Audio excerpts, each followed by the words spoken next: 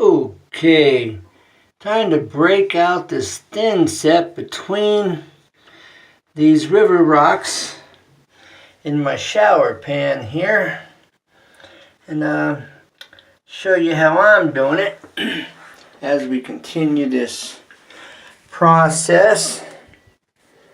All right,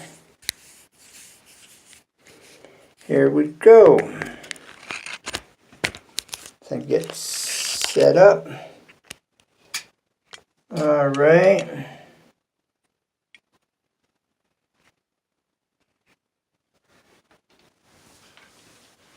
Okay, zoom in a bit. Zoom in a bit. Okay.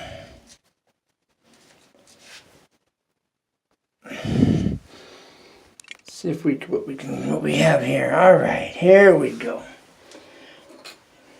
Now I'm taking just a screwdriver, a chisel, or a flat tip. All right, and I'm just kind of working it around the edges of these rocks to break it loose. Okay, because the grout's got to go in here. All right. If I left that in there, then I would have just a very slight covering.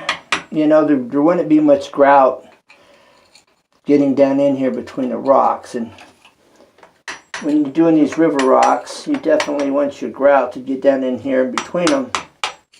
Okay, so the next thing I'm going to do after this, I'm going to take a vacuum cleaner, a wet and dry vac, and I'm going to vacuum out all this before I put in my Thinset. Okay.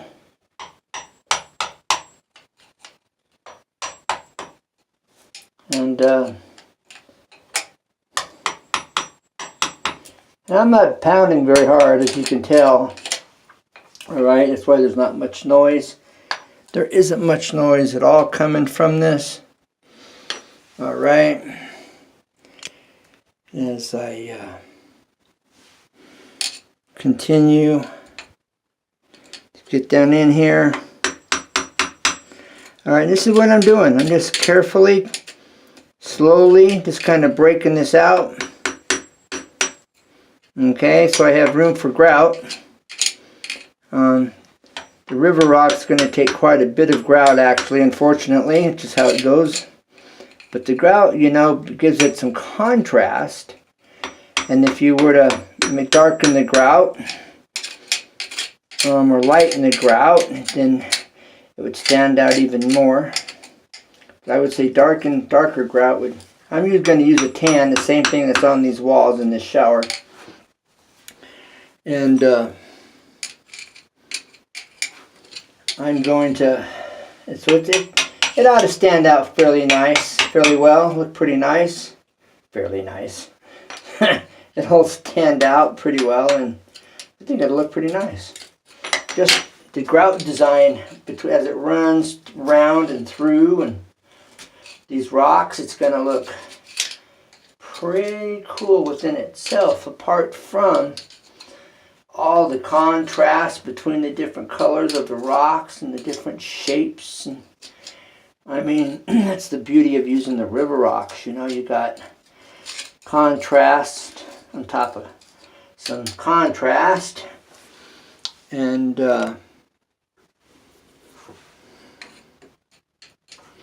so makes it nice.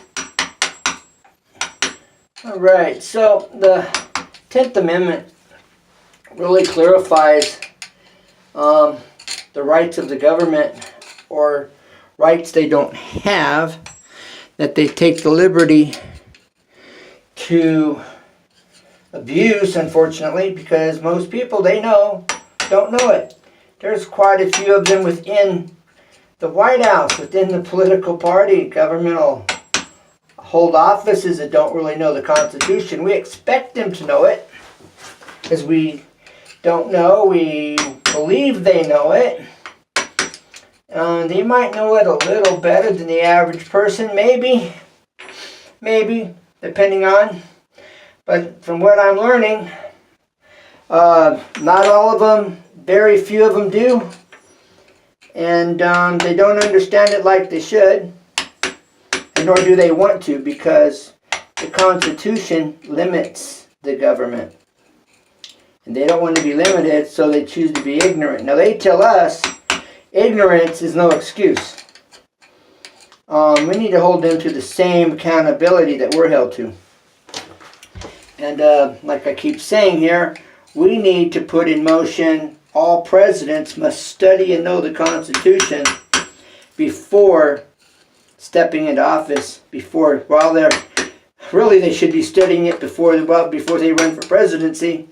When they consider running for presidency, just as a concerned American, they should be learning a Constitution. Just because they're a